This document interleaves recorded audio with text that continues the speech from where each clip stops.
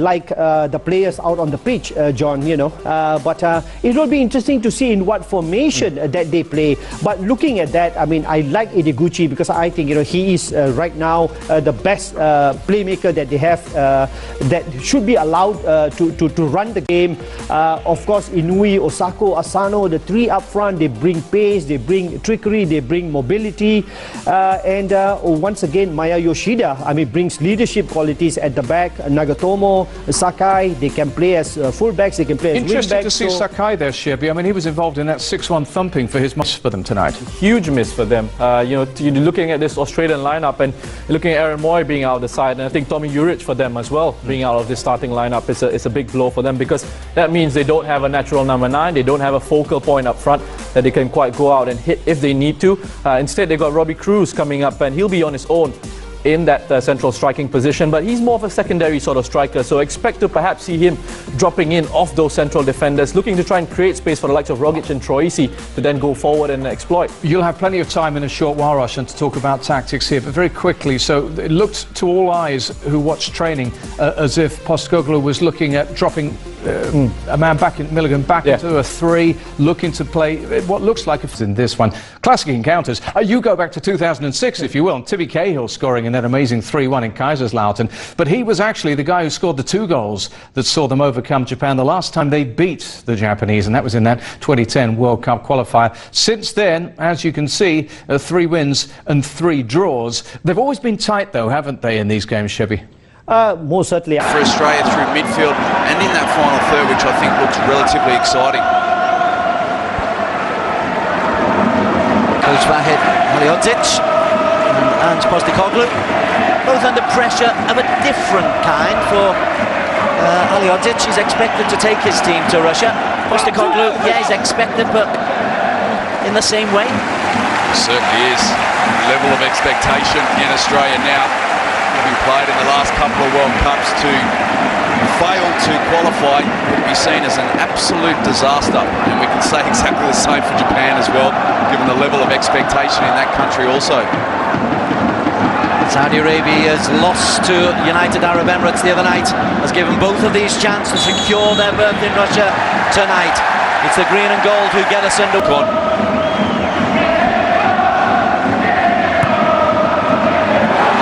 Oh, the header, attacking him was Sakai, and he did attack him. He certainly did. Timed his run very well. Just took it a little bit early. Being good defending. Ultimately from Australia, Milligan just doing enough to make it difficult for Sakai. One link up with Robbie Cruz, who we have seen in the early stages of this game peel off into a wide area. James Troisi with the corner. Spiranovic is up there, as is Sainsbury. Spiranovic header. And again. And only half cleared. And it comes through with Milligan in front of the goalkeeper, Kawashima. Eki again. Cruz down the line. And he crosses it, might come to Brad Smith. Sakai just doing enough, and Smith's cross deflected. Kawashima under pressure makes the catch. Another good passage of play for Australia, keeping possession, stretching wide on the right. Robbie Cruz linking up very well with Leckie. Cruz with a good ball into the box, but no support for Australia.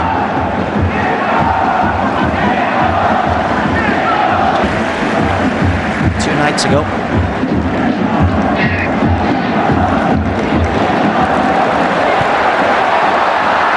Looking for the run of Inui. Inui's now on the ball.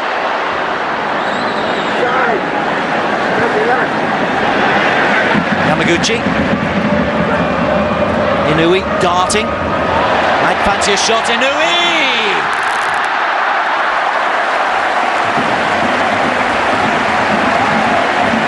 Inui, technically very proficient. Just this lovely little shimmy there that creates that couple of yards of space. Sends Sainsbury the wrong way.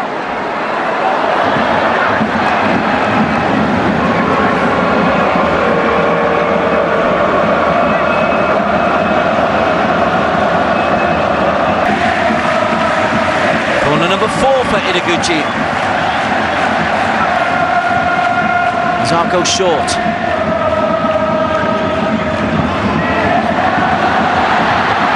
Came all the way to the back post where Asano was waiting. That's clearly a set play. Very good set play as well. It's a delightful ball into that back post. Asano peeling off well. Just needing to knot it back into that 6-yard box. Clearly demonstrating the athleticism that he has out on this right-hand side. Piece of skill continues with his run. It was well read here from Sainsbury just to cut it out also. Zarco! That's the shot away. Straight at Matt Ryan. Again, they've given possession up in their own half. They're not having as much possession as they would like. CB1 player really does need to stamp his dominance in that midfield area for Japan. Inui, Zarco, two players out wide, one of whom was Inui, and it's dinked over and wide. Asano just couldn't grow. Well, there's that danger, that threat that Japan posed. Broken play again. Lovely build-up play getting in behind Australia. Asano just unable to angle that back. It's a decent ball, slight deflection from that cross from Nagatamo, but it has been incredibly intense. You can really sense the urgency from both teams. Chance Asano! Out of nothing, Takuma Asano scores his third international goal. Japan have the lead.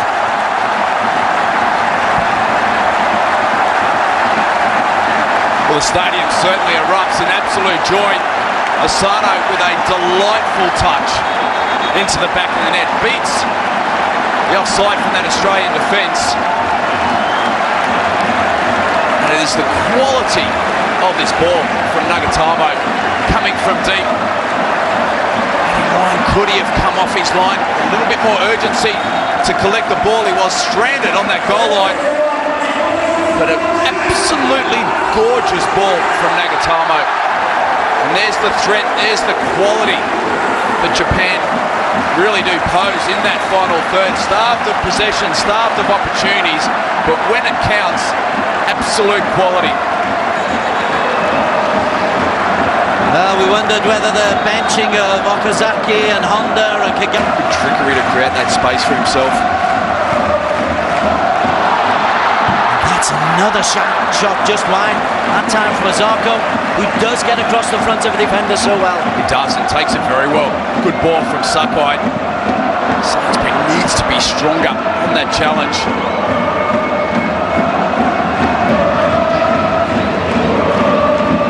There's the ball in from Nagatomo.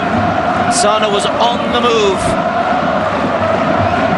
Irvin, the 24-year-old, to Rogic. Lecky. Keeper's got to come out. Nearly a confusing moment. Yoshida causing Kawashima a real problem there. Yoshida allowing the ball to run. Little touch that Kawashima held on to. Incredibly fortunate. Certainly could have gone any. Trent Sainsbury giving the ball short. Inui. Ideguchi. Looking wide for Asano. Ryan with the sliding tackle. Good start position from Matt Ryan, made that possible. And Sakai. Asano, Sakai carries on his run. He's got Osaka in the middle. Cleared by Trent Sainsbury. Sakai again demonstrating how dangerous he is. Intercepts the ball, plays it forward. Good ball in. Sainsbury had to retreat back very quickly. Overtake Tommy Rogic.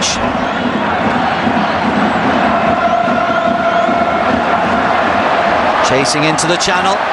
Asano.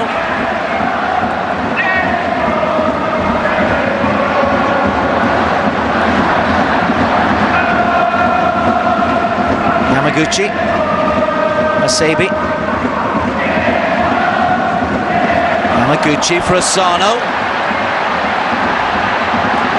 Inui. He wants a corner. Well, threatening play once again down that right-hand side for Japan. Last ditch challenge there from Lecky. Japan starting to look dangerous. These overlapping runs on that right-hand side. And Yosuke Ideguchi with the responsibility. Coming through from the back was Sakai. That's the second time he's won 3 headers from corners. Lots of movements, good set piece once again, good delivery, good pace. Sakai again, he's had. Lecky's worked hard to get back in position. Inui didn't really attack the penalty area. Nagatomo. Ideguchi. Inui is onside. 3 in the penalty area. Inui couldn't keep it alive. Well, certainly had the right idea, Inui. Dangerous in those positions, taking it to the byline, shifting that Australian defence and looking at cutting it back. Just that slightly heavy touch. Sainsbury completely beaten.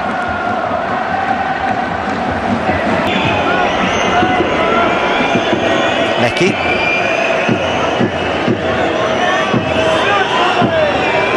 Rogic into Lecky.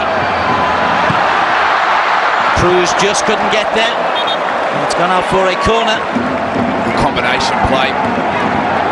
You're drifting into that wide right area, linking up with Matthew Lecky for the cutback to Cruz. Good defending. Again by Yoshida.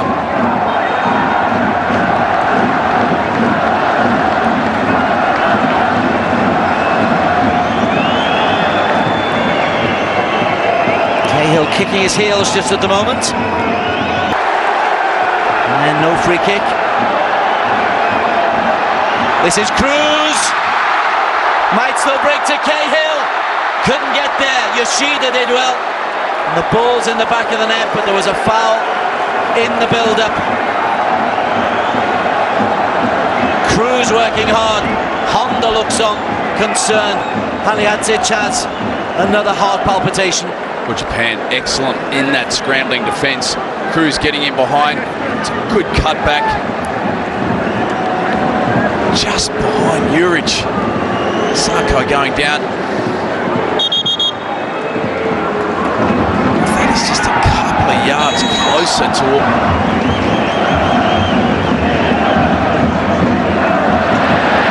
Lecky bundled out of play. By Haraguchi. Haraguchi picks up the second ball. It's an Australia throw.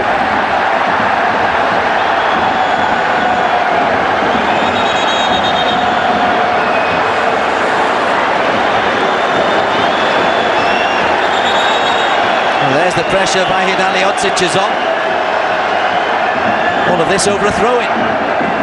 Well, it's absolutely ridiculous. Japan are the team with a 1-goal lead. They are the team that needs to maintain their composure. The pressure, as you mentioned, clearly demonstrated by the Japanese bench.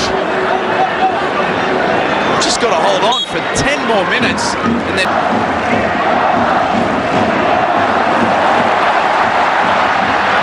Asano, who scored the only goal here, running at Spiranovic. Sainsbury only gives it to Osaka. Chance. Well, Sainsbury the poor clearance. Osaka. Very good opportunity. You see it break forward. Falls very, very nicely for him on the edge of that 18-yard box. Had to hurry his shot. Was being closed down quickly by Sainsbury.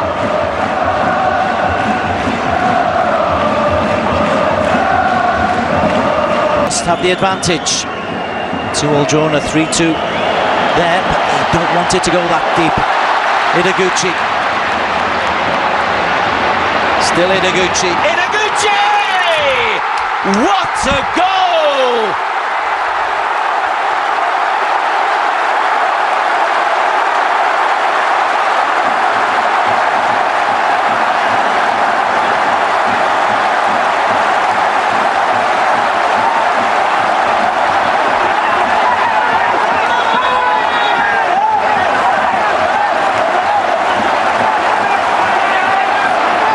Joy, very, very clear to see. Ideguchi with an absolute wonder strike. The ball given away in midfield by Australia, and again on the counter-attack. Ideguchi just does very well just to drift inside and punish it into the back of the net. Matt Ryan anticipated, he read the right way, but the pure power of that strike gave him absolute no chance, and the stadium has alive. Here's that strike from Ideguchi under pressure. Jason Irvine remaining very close, but able to create that space for himself and then have the composure and competency to deliver a strike like that. Early, allowing Australia any time on the ball to try and create any goal-scoring opportunities. Look at that first goal for Japan. Lovely ball in from Nagatomo. Sano with the lovely deft little finish.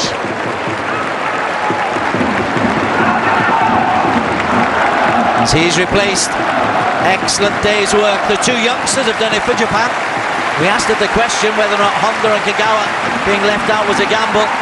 There is a definitive answer. It's frightening when you do look at the quality, depth in this squad.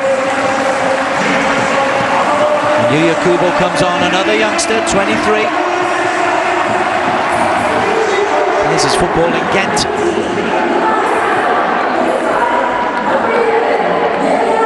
And graduated from the Japan.